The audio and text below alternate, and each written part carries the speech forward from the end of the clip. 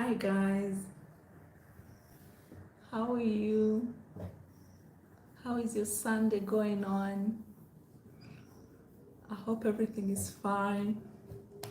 Today I'm shooting from my living room. That's why you see a different flower. Let me just turn it so that I can look better. How are you guys doing?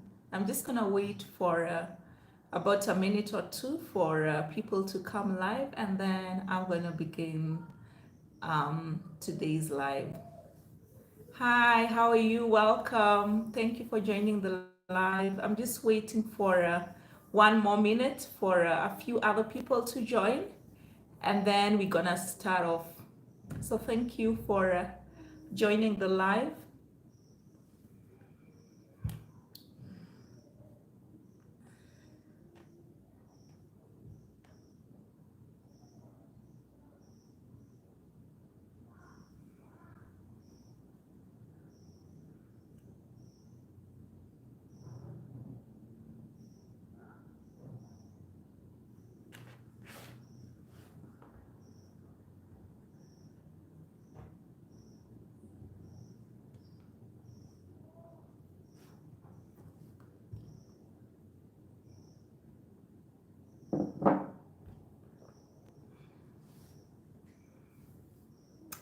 Hi, how are you this Sunday afternoon? Let me know how you're doing in the comments below. If you're excited for today's live. Yeah, so 2 minutes are over, and I'm just gonna start, and hopefully other people will join us. So I hope you've been having a very blessed Sunday, a very productive day. So my day has also been fine. I can't complain. I'm just glad that, yeah, I could. It's already evening, and I can, take a break and just do other things. So in today's live, this is a Vlogmas day 6, I think. Let me just check what the date is. Yeah, Vlogmas day 6. I'm so proud of myself. At least for 6 days in a row, I have consistently uploaded a video. So kudos to me. I'm so glad, and thank you guys for um, honoring my invitation and coming for the live. So I really I'm grateful. I don't take it for granted.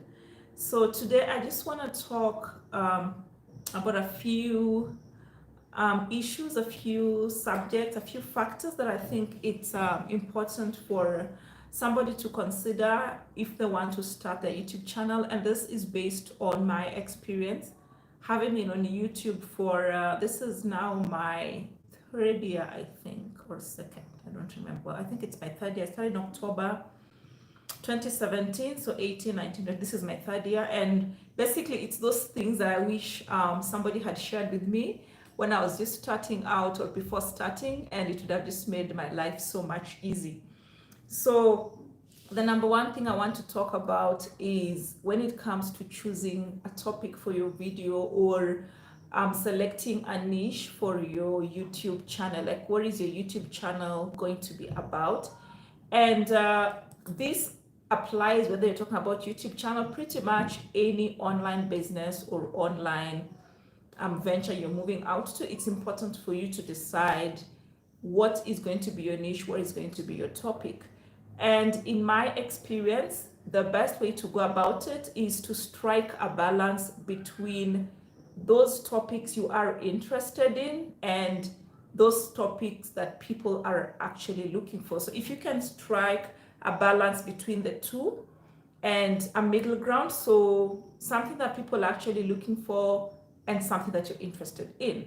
So the beautiful being that is that it helps you to always have something to talk about, and to be able to provide impactful, whether that be advice, that be a tip, whatever that is something that you could be able to talk about and provide helpful advice. And usually what I say is, you don't have to have all the answers.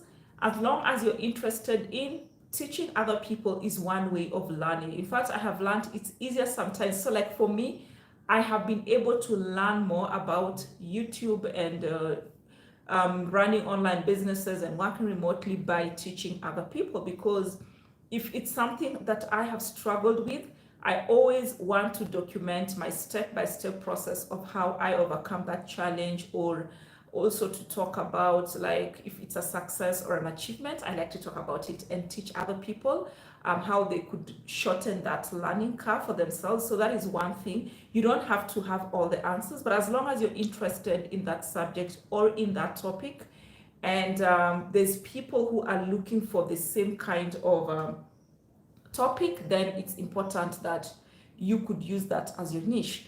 And how do you find out what people are actually looking for or searching for? So for me, one thing I like to use, so there's what do you call it? There's a platform called Quora.com.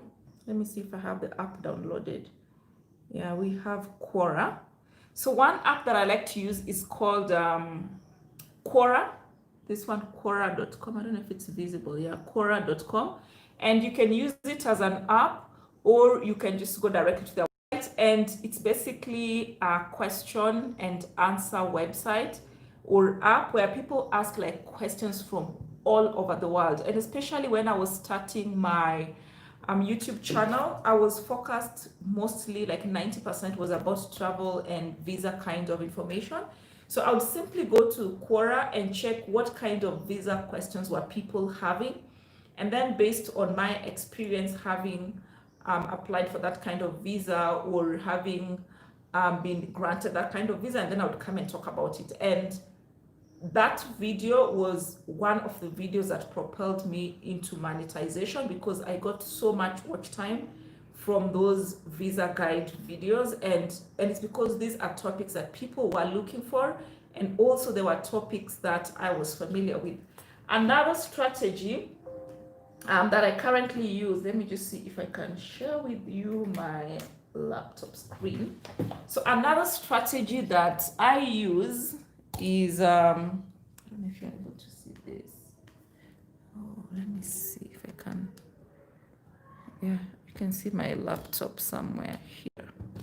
So another strategy that I use is I simply go to YouTube.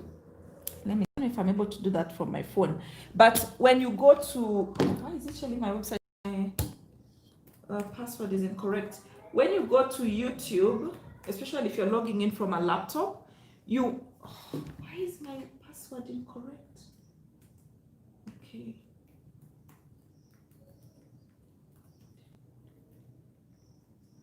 Oh, good. Finally.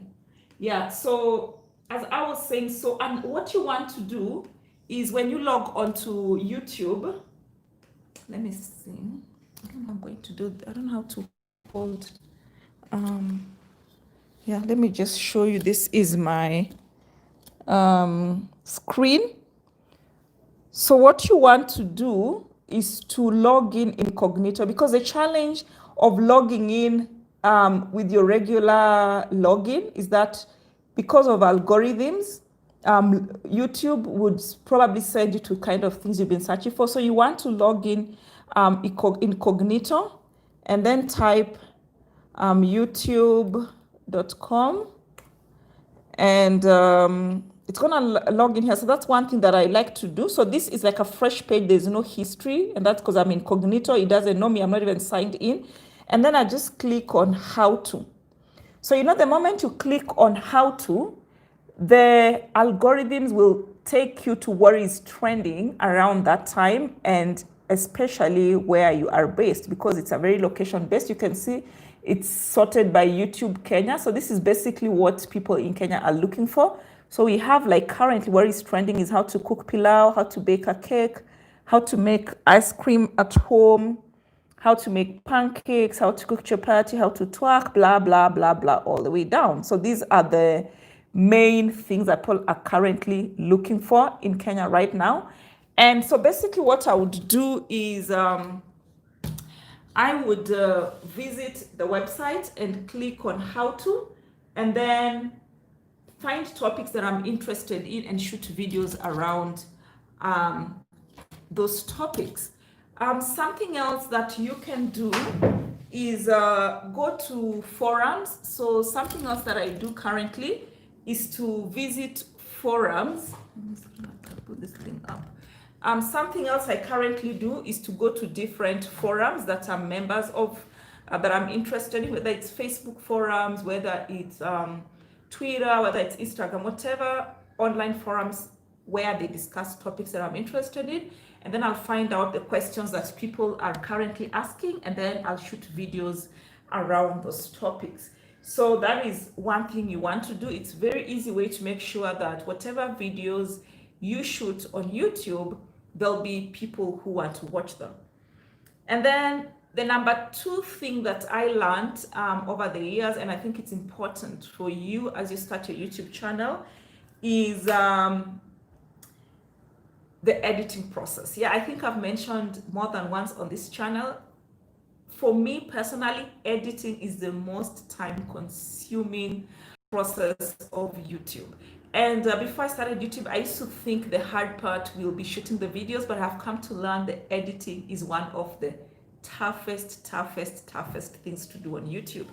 And this is especially if you're doing the kind of videos that I usually do, like vlogs, which involves combining different video scripts, or that it could be like something done over 3 days or done over 1 day, different locations, just bringing them together and making sure there's a flow. And if you're trying to work on a limited time, so like in my case, most of my videos are between 8 to 10 minutes. It's not really easy to just try to condense activities that happened, say, over 3 days and trying to condense them into like 10 minutes. So, and that's one of the reasons why, even as I decided to participate in Vlogmas this year, I made sure to just go live, because that was like the most practical thing to do.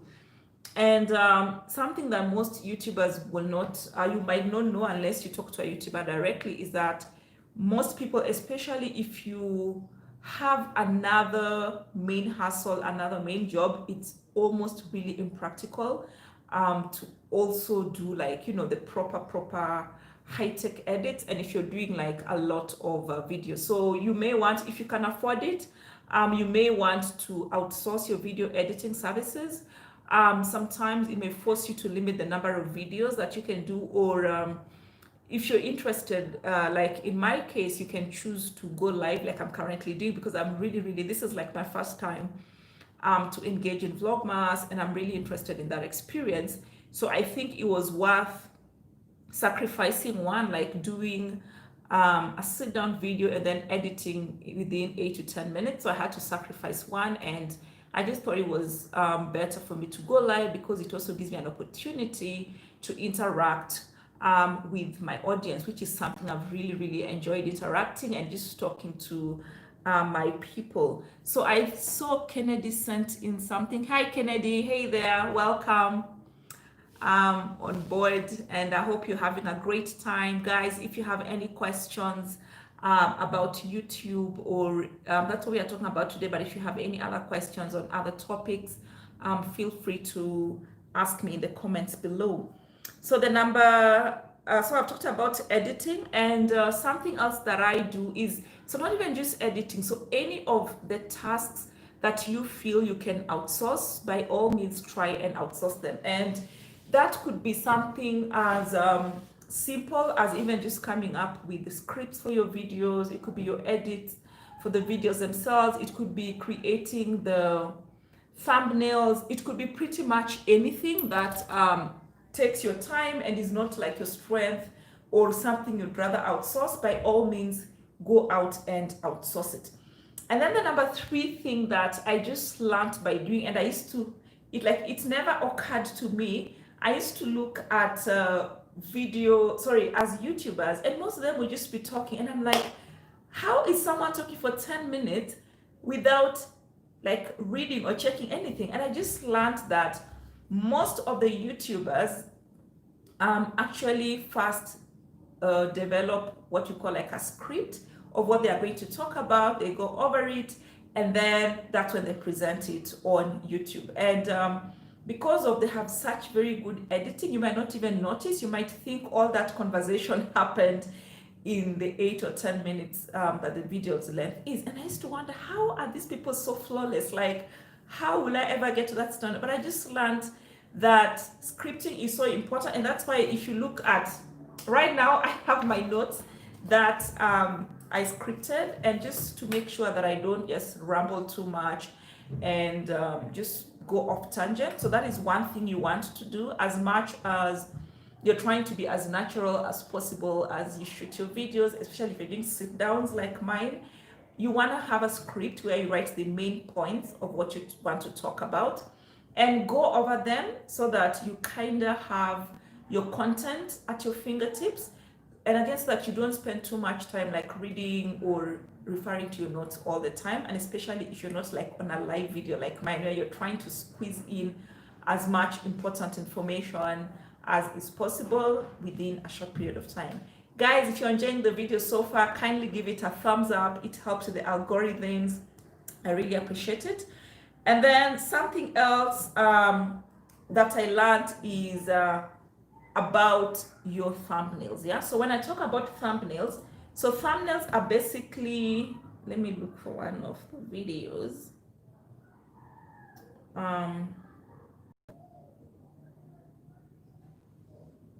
So like right now, this is my YouTube channel, and this here, oh, this here, where is it? This one right here is my thumbnail. So I learned that you may have the most amazing video content, you may be the best, you may have the most top-notch edits for your video, but if your thumbnail is not catchy enough or doesn't like make somebody want to click on your video, then it becomes very difficult to make them actually watch your video. And this is especially when you're just starting out and most people don't know you, they haven't developed that virtual relationship with you. So that's the thing again with YouTube. So as you keep shooting your videos, as you keep sharing useful information, advice, and tips, you kind of start building a rapport with your audience. You start kind of becoming buddies, and they'll start looking out for you. Like, hey, Eva promised to upload one video every day. I haven't seen a video today, and they'll keep checking. But you also want a situation whereby to your video content, video audience keeps growing and people can search you and find you organically. And this is where your thumbnail really comes in. And I haven't been so good with the thumbnails, especially since I started my lives again because of too much time. But you want to make sure that your video thumbnail kind of speaks to the video itself. So let's say if it's a cooking channel, you want to have like an apron, or there'll be a picture of a food, or something like that. And just make sure that your thumbnail have some sense of mystery in them, that people just want to click and check what's going on. And also don't make them misleading. That's not what you want to do. You don't want to make your thumbnails misleading. So if you're talking about how to make pancakes, you don't want a chicken picture, for example. Yeah, I mean, that was the worst example, but yeah. And then let me see if I've forgotten anything. Yeah, being on camera, guys. This is like the hardest part, and I'm yet to find one YouTuber who was just born ready to be on the camera. And when you look at people who've been on YouTube, like Mr. Beast and all these other big YouTubers with 1 million followers plus, and it comes so naturally to them. But I've come to learn that being on camera is not easy, and it's something that we have to learn. And that's why as you shoot your first video, it won't be perfect, and that's fine. So you don't want to wait until you're perfect before you shoot your first video. And I actually was reading somewhere that if you launch something day one and it's perfect, you probably launched too late. So you want to just keep uploading videos and shooting them, because every time you shoot a video, you become better. I mean, I look at my videos from 2017 and I cried. I'm like, this is so wrong. Like, I need to be put behind bars. How could I put people through this? Like, how on earth did I do this to my audience? And at the time, it didn't look that bad because I didn't know any better. But today, and I'm just like God, just forgive me. It wasn't intentional. So you want to. So that's one thing I have learned. It's not easy being on camera, and yeah, you just have to keep being on camera to get better. So, for example, one thing that I really struggle with today, I'm a very fast speaker. Like, I don't know, I could speak so fast, I bite my tongue. That's how bad it is. And I really used to struggle with it when I was starting. But these days I have learned to speak softly, no, slowly. And it's something I have learned and have practiced. I really am very conscious when I'm talking. So sometimes I look like I'm slurring my words, but it's because I'm really struggling to be audible and to make sure that I'm coherent at the same time. So that's one thing I really struggle with. Being behind the camera is not easy. So guys, when you see YouTubers, if like they even mess up, just be kind to them. So like the other day, I think I've talked about it here.